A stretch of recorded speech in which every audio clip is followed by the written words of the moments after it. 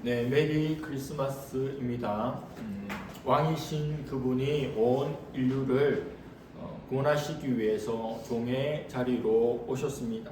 가장 낮은 곳으로 오셨지만 가장 높이 올려지신 분입니다. 온 인류가 그분 앞에 말할 수 없는 큰 찬송과 영광을 올려드리는 한 주간이 되기를 바라고, 그러한 매일의 삶이 온 인류 가운데 있기를 바랍니다.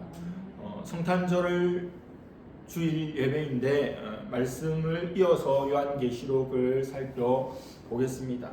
처음 오신 예수님을 기념하는 이때에 마지막에 있을 일들을 상고하는 것이 의미가 있을 것 같아서 그 말씀을 그대로 이어가고자 합니다.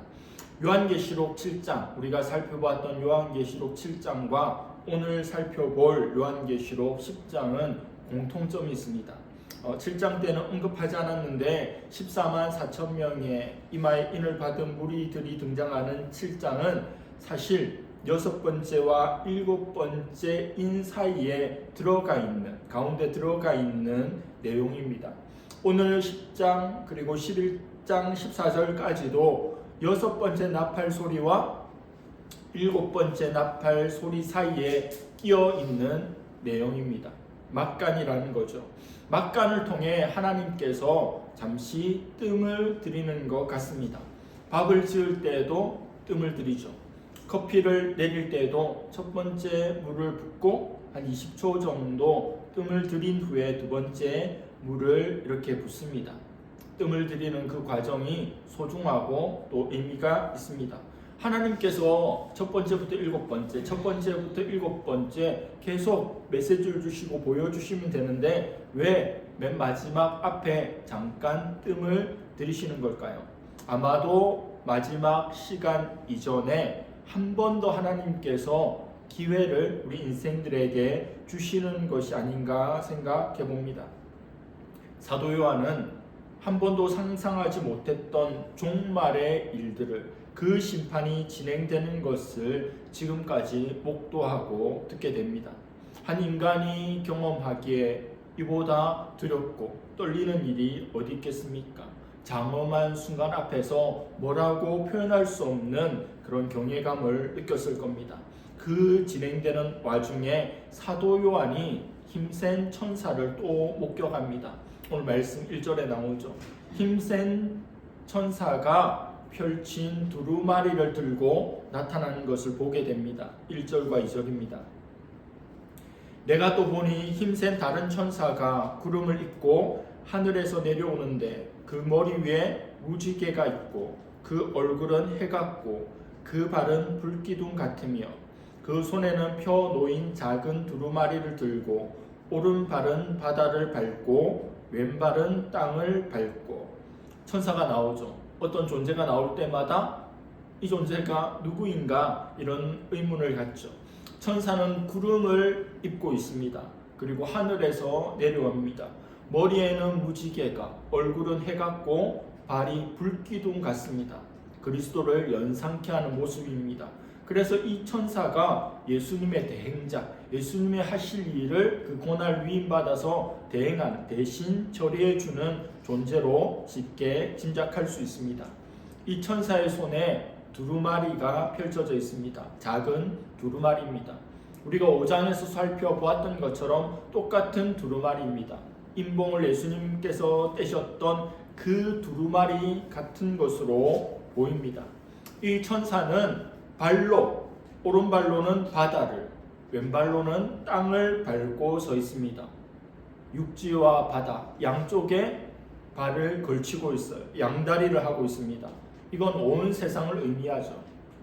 이 천사의 영향력이, 이 천사의 통치권이 온 세계에 미친다는 의미입니다. 그렇다면 이 천사가 손에 가지고 있는 두루마리는 이 온 세상에 주는 메시지가 담겼을 것이라고 예측할 수 있죠. 이 천사가 사자의 부르짖는 것과 같은 큰 소리로 외칩니다. 여러분, 큰 소리는 보통 어떤 때 외칩니까? 매우 다급하거나 매우 중요한 내용을 말할 때 이 큰 소리를 외치죠. 천사도 그렇습니다. 하나님의 메신저로, 자기 말이 아닌 하나님의 뜻을 큰 소리로 외칩니다. 하나님의 뜻을 전달합니다. 잘 들으라는 거죠. 요한계시록에는 중요한 선포가 있을 때마다 소리가 들립니다. 큰 소리가 들립니다. 우레소리가 납니다. 7 우레소리를 내니 요한이 그것을 기록하려고 합니다. 7 우레소리가 7번의 천둥소리가 쿵쿵쿵 나니까 요한이 지금까지 했던 것처럼 기록하려고 하는 거예요. 지금까지 다 기록했죠. 자기만 듣고 보고 거기서 끝나는 게 아니라 전해줘야 될 사명이 있으니 보이는 대로 들리는 대로 기록합니다. 7 우레소리가 나서 또 기록하려고 하니 하늘에서 소리가 들립니다. 임봉하고 기록하지 말라. 지금까지의 메시지와는 다르죠. 지금까지는 보고 들은 것을 기록하고 남기고 전하라고 했는데 지금은 몇 가지 경험하고 기록하지 말라 이렇게 말씀합니다.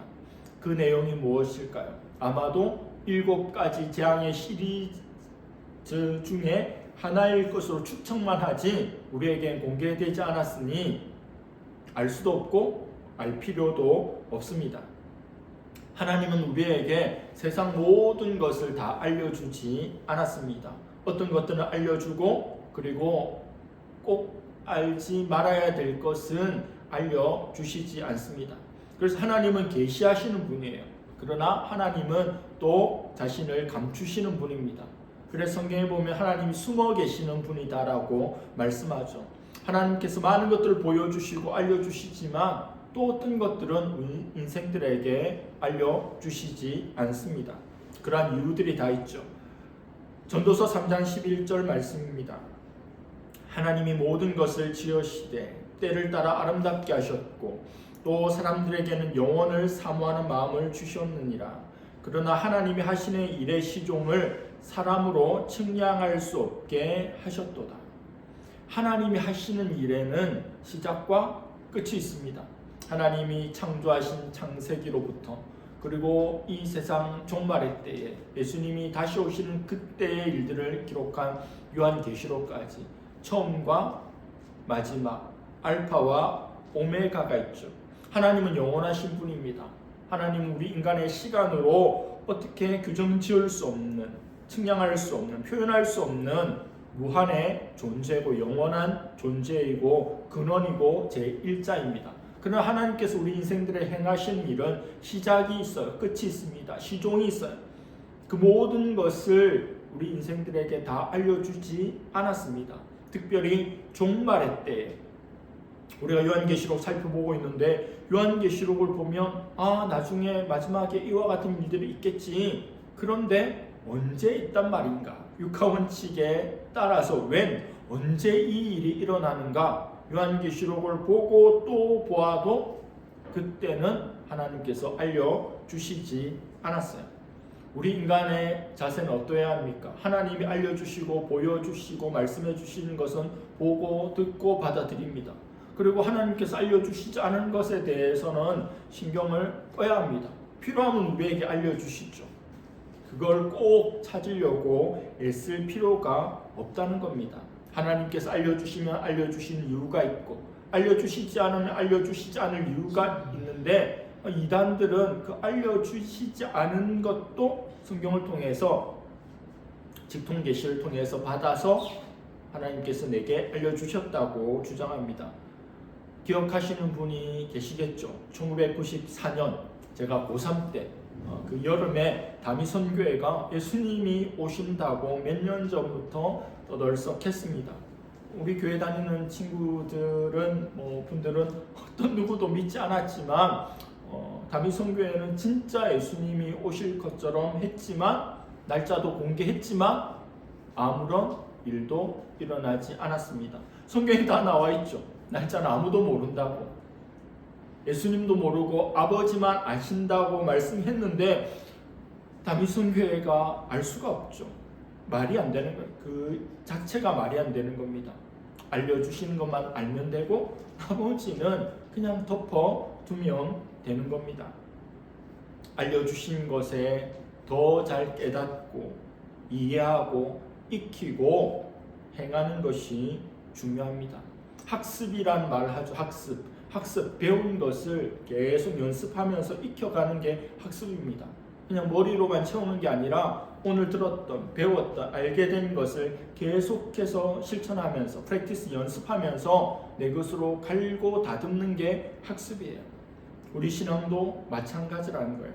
알려지지 않은 것에 관심 끄고 이미 66권 성경을 통해서 완벽하게 완결하게 우리에게 주신 것을 더 잘 알려고, 더 많이 학습하려고, 더 많이 실천하려고 애를 써도 우리 인생 50년, 60년이 바람같이 지나가니까 알려주지 않은 거에 기웃기웃할 필요가 없다는 겁니다.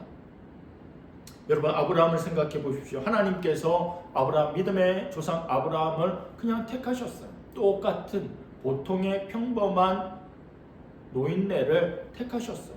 그리고 너에게 내가 지시하는 땅으로 가라고 말씀해 주셨습니다.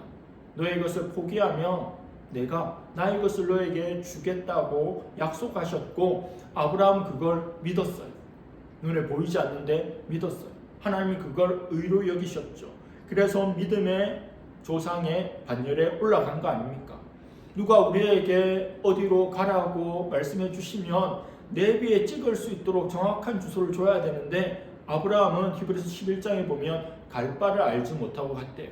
하나님께서, 전지하시고 전능하신 하나님께서 어디라도 가라고 하면 지점을, 좌표를 찍어 주셔야 갈 거 아닙니까? 근데 일단 떠나래요. 히브리서 11장 8절, 믿음으로 아브라함을 부르심을 받았을 때에 순종하여 장래 유업으로 받을 땅에 나아갈새 갈 바를 알지 못하고 나아갔으며. 다소 좀 코미디죠. 나아간 건 좋겠어요. 좋아요. 믿은 건 좋아요. 순종한 건 좋아요. 장래 유업을 받을 땅을 향해서 모든 것을 버리고 전진하는 것, 돌진하는 거 좋습니다. 그런데 갈 바를 알지 못하고 어딘지 모르고 그냥 갔대요. 말만 듣고 갔다는 겁니다. 우리 초등학생들 그런 놀이 요즘에 하는지 모르겠지만, 친구의 눈을 홍급으로 가리고 박수치면 그쪽으로 따라가는 이런 놀이 하잖아요. 박수치는 친구를 온전히 믿지 못하면 이 게임 할 수 있겠어요? 계속해서 벼락 끝으로 가서 떨어뜨리는 놀이라면 이거 할 수 있겠습니까? 그를 믿을 때에 눈을 감고도 그 소리를 의지하며 나아갈 수 있는 거예요. 아브라함이 빤히 보이고 좌표를 찍어준 그곳으로 간 게 아니라, 모르지만 내게 말씀하시는 하나님을 믿고 나아갔기에, 남들과 다른 선택을 했기에 믿음의 조상이 된 거예요. 자, 우리 인생 알 수 있습니까? 우리 인생 언제 어떻게 될지 알지 못해요. 그냥 이 순간만 존재할 뿐이에요. 과거는 지나간 거예요. 미래는 오겠지만 알 수 없는 거예요. 얼마만큼 내게 올지 알 수 없는 거예요. 그냥 현재만 계속 되는 거예요. 미래가 현재가 되고 과거가 되고 그냥 현재만 존재할 뿐이니 이 순간을 잡는 게 너무도 중요합니다. 우리 신앙도, 우리 인생이 앞으로 어떻게 될지 모르는 것처럼 우리 신앙도 어떻게 될지 몰라요. 내게 말씀하시고 은혜 베풀어 주신 하나님 앞에 그냥 하루하루 잘 모르지만 그냥 살아가는 거예요. 인생 다 살고 뒤를 돌아보면 그 순간 그 의미들 비로소 알게 되겠죠. 현재 살아갈 때 모르면 모르는 대로 그냥 살아가는 겁니다. 오늘 이게 무슨 의미인지, 이게 무슨 뜻인지 너무 그렇게 고민하거나 시간을 허비하거나 또 땅을 치고 후회하지 않기를 바랍니다. 그냥 하루하루 믿음의 선택을 하면서 살아가면 그 점들이 선이 되는 것입니다. 아브라함이 알지 못하고 길을 떠났지만 하나님의 약속하신 그 땅에 이르게 되었고 믿음의 사람으로 하나님 앞에 여겨짐을 받지 않습니까? 그것이 우리 인생입니다. 6절에 보니 이 천사가 오른손을 들고 맹세합니다. 지체하지 아니하리니. 직역하면 시간이 얼마 없다는 거, 이제 때가 됐다는 겁니다. 우리가 살아가는 때를 말세라고 하죠. 말세 중에서도 끝, 말세 지발, 정말 종말의 때에 당장 내일 예수님이 오셔도 뭐 하나 이상할 것이 없는 그만큼 말세를 살아가고 있어요. 7번째 나팔이 불려질 때, 마침내 예수님께서 재림하게 됩니다. 하나님의 비밀이 이루어지고 모든 말씀이 완벽하게 성취된다는 겁니다. 7절에 일곱째 천사가 소리내는 날 그의 나팔을 불려고 할 때에 하나님이 그의 종 선지자들에게 전하신 복음과 같이 하나님의 그 비밀이 이루어지리라 하더라. 완전한 수 7, 일곱 번째 나팔이 울려 퍼질 때 예수님께서 재림합니다. 천상에서 나팔 소리가, 천사장의 나팔 소리가 울려 퍼질 때 이 세상 역사는 끝이 나고 하나님의 나라는 마침내 완성됩니다. 우리는 그 순간까지 종말의 시간을 보내고 있습니다. 말세 지발의 시간을 보내고 있어요. 마지막 때에 릴레이 경주자들 4명이 달린다면 누가 제일 중요하겠습니까? 다 중요하죠. 팀플레이니까. 제일 중요한 사람은 당연히 맨 마지막 경주자잖아요. 첫 번째, 두 번째, 세 번째가 아무리 1등으로 달리고 있어도 네 번째 주자가 넘어지면 끝이잖아요. 첫 번째, 두 번째, 세 번째 주자가 반바퀴 차이 날 정도로 뒤지고 있어도 네 번째 주자가 기가 막힌 스피드로 다 역전하고 1등으로 들어오면 그 팀이 1등이 됩니다. 유튜브 쇼츠 같은 거 보면 한 번씩 어디 운동회 때 놀라운 능력을 발휘하는 계주 선수들 나오죠. 엄청나게 빨라서 들어옵니다. 그리고 최근에 보니까 외국의 운동회인데 우리 학부모들이 달리는 경기였는데 기가 막힌 일이 일어났어요. 흑인이었던가 어떤 여인이 와가지고 그냥 엄청난 차이 났는데 다 제끼고 들어왔어요. 운동선수 출신이에요. 현직 운동선수, 달리기 선수. 그러면 안 되지만 그렇게 왔어요. 무슨 말이죠? 맨 마지막 주자가 제일 중요하다는 거예요. 2000년 기독교 역사 중에 우리는 제일 마지막 주자들이에요. 우리의 모습이 너무너무 중요합니다. 우리는 이 시기에 이 장소에서 무엇을 하며 어떻게 살아야 되겠습니까? 우리의 소명이 무엇이겠습니까? 사도 요한을 통해 보여주신 마지막 때의 일들을 그 누구보다 많이 보았고 또 보게 될 존재가 우리가 아닙니까? 우리가 이 현실을 어떻게 바라보고 어떻게 해석해야 될지에 대한 영적인 눈을 열어주는 것이 요한계시록입니다. 8절부터 10절입니다. 하늘에서 나서 내게 들리던 음성이 또 내게 말하여 이르되 내가 가서 바다와 땅을 밟고 서 있는 천사의 손에 펴놓인 두루마리를 가지라 하기로 내가 천사에게 나아가 작은 두루마리를 달라 한즉 천사가 이르되 갖다 먹어 버리라. 내 배에는 쓰나 내 입에는 꿀같이 달리라 하거늘 내가 천사의 손에서 작은 두루마리를 갖다 먹어 버리니 내 입에는 꿀같이 다나 먹은 후에 내 배에서는 쓰게 되더라. 요한의 처지를 생각해 보겠습니다. 교회는 절망적인 상황이었죠. 그리스도와 교회의 박해는 갈수록 심해지고 있었고 끝을 알 수 없는, 무엇도 기대할 수 없는 하루하루를 살아가고 있었습니다. 요한 자신도 밤모섬에서 유배 중이었죠. 마음 놓고 예배를 드릴 수 없는 상황이 끝도 없이 펼쳐지는 중입니다. 그런 요한에게 하늘이 열립니다. 천상이 예배를 보게 됩니다. 그 예배는 이 예배에 초대받지 못한 불신자들에게 앞으로 어떤 일이 어떻게 일어날 것인지를 보여주는, 마치 영화를 보는 것과 같이 요한이 그것을 보고 있었습니다. 그런 가운데 막간의 시간에 그 자신의 현실 가운데 요한이 해야 될 일을 하나님께서 보여주십니다. 그의 해야 할 첫 번째 소명은 두루마리를 받는 거예요. 취하는 겁니다. 천사의 손에서. 두 번째 소명은 그 두루마리를 펼쳐보는 게 아니라 먹는 겁니다. 말씀을 먹는다. 말씀을 먹는 것의 의미는 뭡니까? 말씀을 머리로 이해하는데 머무르지 말라는 겁니다. 유진 피터슨의 표현으로 보면 그것을 통째로 삼켜서 우리 생명 조직 속으로 흡수하라, 이런 뜻입니다. 두루마리, 말씀을 먹는다. 증인은 어떤 것을 증언하는 존재인데, 증언하려면 그냥 말만 띡 하는 존재가 아니라 그 내용에 체질화된 존재가 되어야 한다는 거예요. 말씀이 내 몸의 일부가 되어야 합니다. 말씀이 정신의 일부가 되어야 합니다. 말씀이 사상의 일부가 되어야 합니다. 말씀의 육신이 되신 예수님의 길을 따라가는 것을 뜻합니다.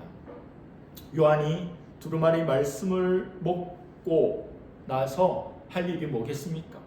우린 밥 먹고 나서 뭐 하죠? 일하죠. 공부하죠. 나라 지키죠. 사도 요한이 말씀을 먹으면 그 다음에 그 먹었던 말씀을 세상에 전해야 합니다. 혼자 배불리 먹고 배를 튕기면서 살찌우라고 두루마리를 먹으라고 한 게 아니에요. 그래서 교회가 제일 먼저 해야 할 일은 말씀을 먹는 겁니다.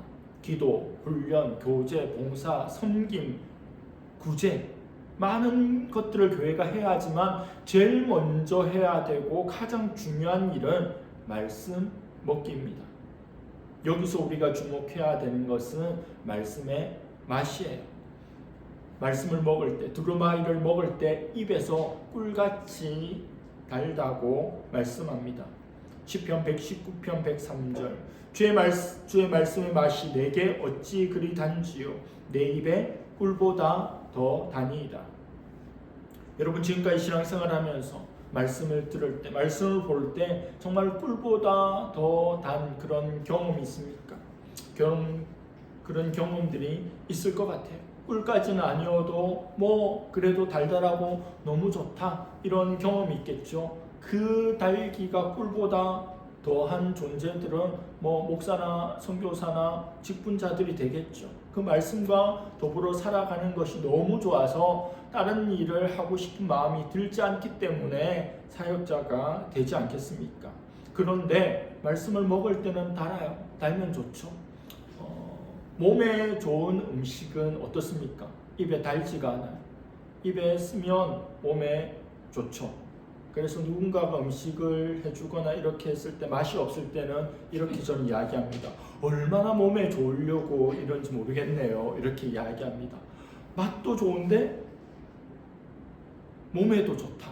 네, 최근에 제가 어떤 식당에 갔는데 너무 맛있고 몸에도 좋은 거여서 그 사장님한테 아니 이렇게 몸에도 좋은데 맛도 좀 어떡하나 뭐 이렇게 좀 조크를 했는데, 이 하나님의 말씀은 입에 단데 배에는 쓰다고 말씀합니다.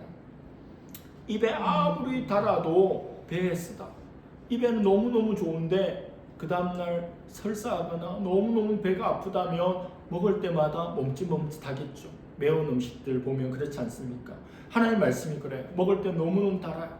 그런데 배에는 쓰다. 이게 무슨 뜻일까요? 하나님의 말씀을 들을 때, 하나님의 말씀을 받을 때, 하나님의 말씀 묵상할 때는 너무너무 좋아요. 혀가 달달합니다. 스윗합니다. 그런데 그 말씀을 그냥 먹는 즐거움으로 그치려고 하나님이 주시지 않죠. 그 말씀을 살게 하려고, 실천하려고, 예수님처럼 성육신시키려고 그 말씀을 우리에게 주시는데, 그 말씀대로 살아가는 것은 달지 않아요. 너무 씁니다. 단 사람은 예수님 정도나 달지 보통의 사람들은 너무너무 고통스러워요. 몇 시간씩 예배드리고 성경 보고 성경 공부하고 말씀을 보면 은혜를 덧입어서 시간 가는 줄 모르고 계속 말씀만 보면 좋겠다, 말씀만 들으면 좋겠다, 부흥회만 계속 했으면 좋겠다, 교회만 계속 살았으면 좋겠다 느껴지지만 하나님은 우리를 그렇게 부르지 않았거든요. 교회 문을 열고 교회를 나갑니다. 일주일의 시작인 주일을 지나서 월요일 직장에, 우리의 삶의 현장에 가면 그 말씀을, 들었던 말씀을, 달았던 말씀을 살아내기가 참으로 힘듭니다. 그 말씀이 너무 써서 실천하기가 너무 힘들어 죽을 것만 같아요. 그래서 말씀의 단 거는 누리고 실천을 전혀 하려고 하지 않으면 그냥 이중인격자가 돼. 신앙의 이중인격자. 말씀 듣는 거 너무 좋아하는데 실천하기는 힘드니까 실천할 생각 자체를 아예 안 해서 그냥 좋은 것만 취하는 거예요. 사탕만 자꾸 먹으면 이빨 썩죠. 영양소 섭취를 제대로 못해요. 그런 신앙인이 된다는 거예요. 기본으로 돌아가자는 기치를 내걸고 목회하는 베이직 교회 조정민 목사님이라는 분이 있습니다. MBC 앵커 출신이죠. 이 목사님의 책에서 본 내용이 기억납니다. 이 교회는 많은 것들을 하지 않아요. 성가대도 없고 뭐 이것도 저것도 공간도 그렇고 많은 것들을 하지 않고 그냥 성경 읽기, 말씀 읽기를 그냥 조를 짜서 많이 한대요. 그리고 뭐 한 달에 한 번 정도는 본교회에서 모이지 않고 그냥 지역교회, 개척교회, 작은 교회에서 예배드리라고 하는데 우리 교회는 아무도 안 오고 있어요.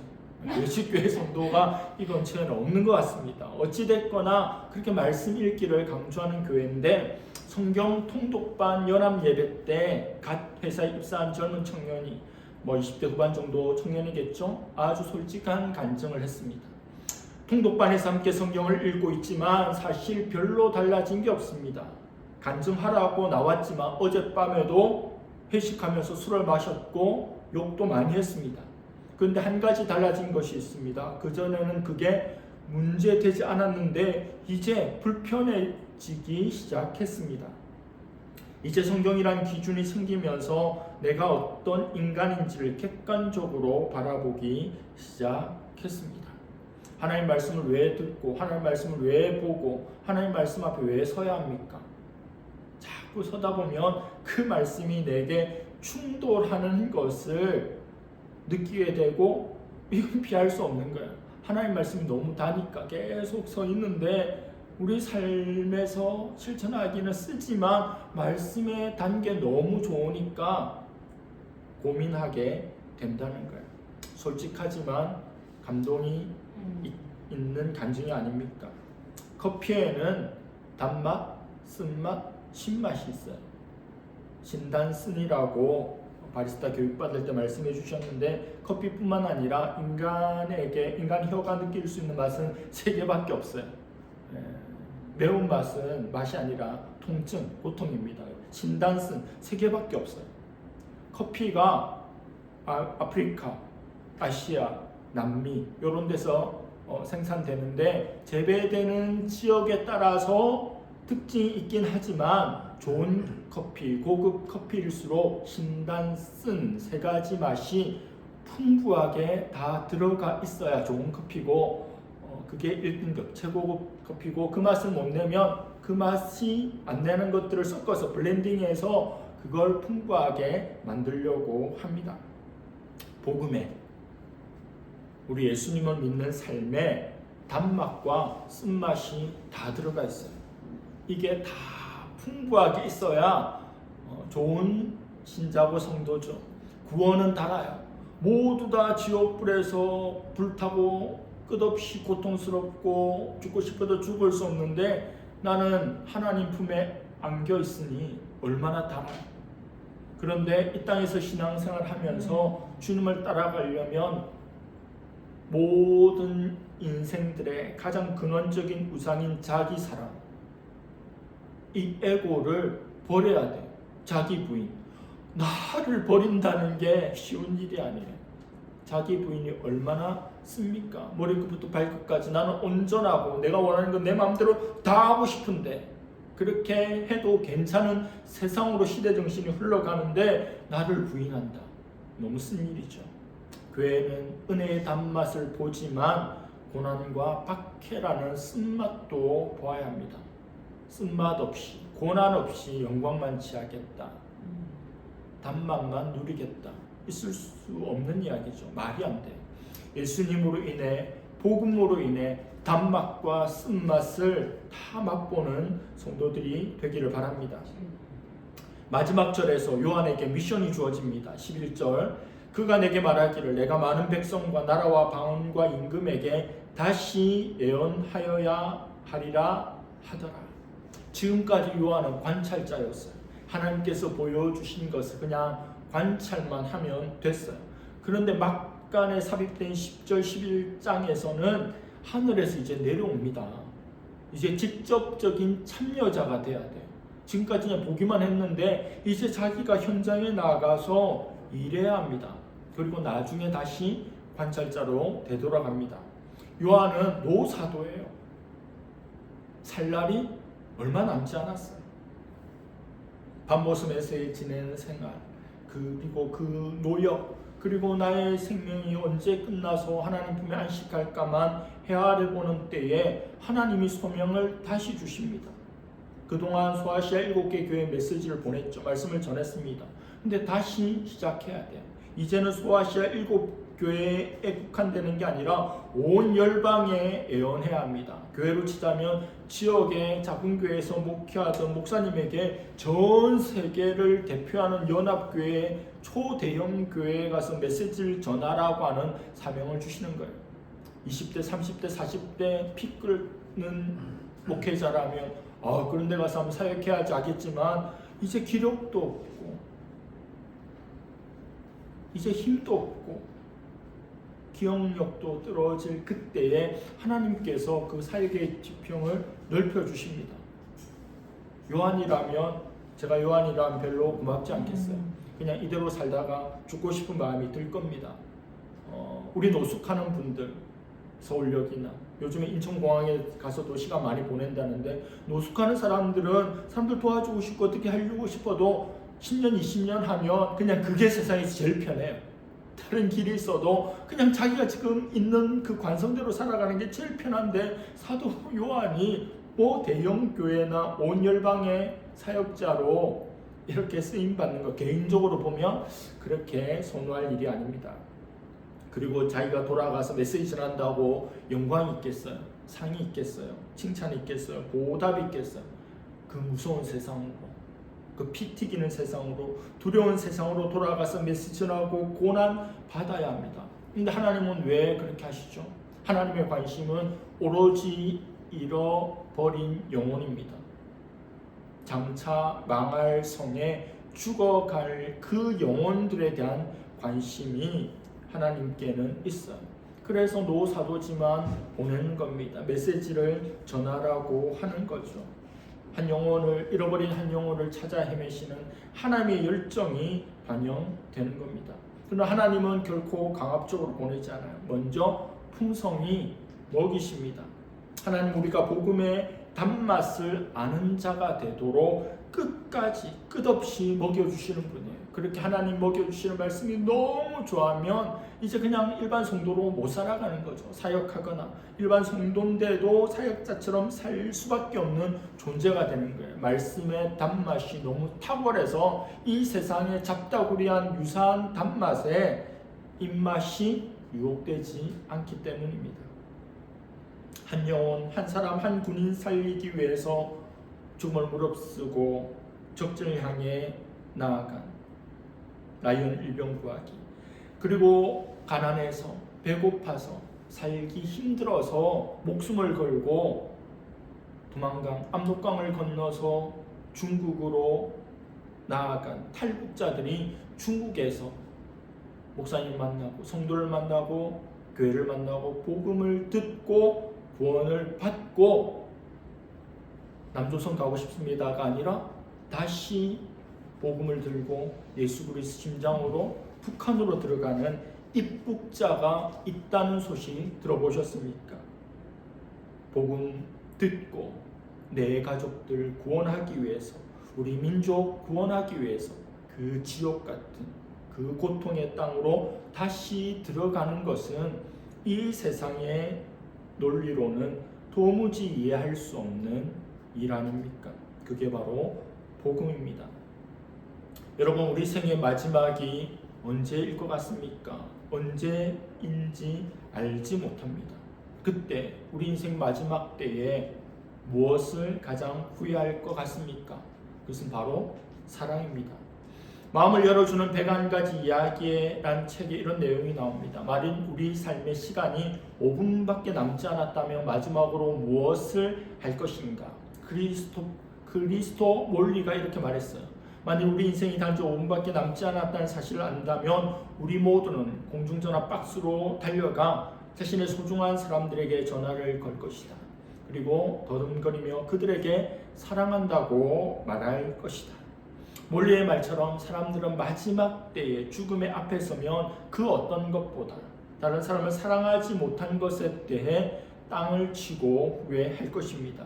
이는 9.11 테러에서 희생당한 사람들이 남긴 문자와 마지막 통화에서 입증되었습니다. 그들은 마지막에 남긴 모든 말은 자기 가족을 사랑한다는 그 말뿐이었습니다. 사도 요한이, 초대교회 성도들이, 그리고 2000년 교회 역사 가운데 핍박받고 박해받고 배척받았던 주님의 백성들이 다시 예언해야 된다는 말은 어떤 의미입니까? 나를 피 흘리게 하고 나를 상처 주고 나를 외면하고 나를 저주하고 나를 조롱했던 그 사람을 용서하는 것이 전제되어야 합니다. 그들에게 가서 메시지를 전하는 것은, 예수님을 전하는 것은 그들을 사랑해야 합니다. 그들이 준 상처 때문에 마음의 문을 걸어 잠그고 더 이상 그들과 접촉하는 것을 피한다면 먼저는 우리 자신이 파괴될 것이고, 우리가 메시지를 전하지 못할 때 이 세상도 종국의 파괴를 피하지 못할 것입니다. 다시 예언하라는 메시지는 다시 사랑하라는 말씀입니다. 마지막 죽음 앞에서, 마지막 순간 앞에서, 주님의 재림 앞에서 후회할 것이 없는 성도들이 되기를 바랍니다. 주님이 오신 것을 기념하고 감사하고 감격하는 이 한 주간 이런 마음으로 살며 신앙하는 우리 모두가 될 수 있기를 간절히 바랍니다. 기도하겠습니다. 하나님 아버지, 감사합니다. 아들 예수 그리스도를 우리 인생들을 구원하기 위해서 이 세상에 보내주신 것을 기억하고 기념하고 감사하는 크리스마스를 맞이하게 하여 주시니 감사합니다. 한 해 한 해 크리스마스 성탄절을 맞이할 때마다 주님 다시 오실 날이 한 해 더 가까워왔음을 기억합니다. 하나님 앞에서 마지막 때에, 말세 지말에, 종말의 때에 살아가는 성도로 어떤 마음과 자세로 살아가야겠습니까? 천상의 예배를 바라보며 어떤 박해와 핍박과 손해 가운데도 믿음의 삶을 살며 하나님 말씀의 단맛을 느끼며 누리며 또한 우리 삶에서 실천하는 쓰디쓴 인생이라도 즐거움으로 나아갈 수 있는 우리가 되기를 원합니다. 하나님 다시 사랑한다면, 다시 사용하신다면, 다시 사역한다면 하나님께서 원하시는 그 일들을 온전히 이루어 드리는 것에 조금의 후회도 남김도 부족함도 없는 우리가 되게 하여 주시옵소서. 주님께서 나를 부르실 때, 우리를 부르실 때 즉시 주님 앞에 우리 심장을 드리며 우리의 모든 것을 드림으로 반응하는 그런 연말 성탄이 되는 우리 모두가 되게 하여 주시옵소서. 감사드리며 예수님의 이름으로 기도드립니다.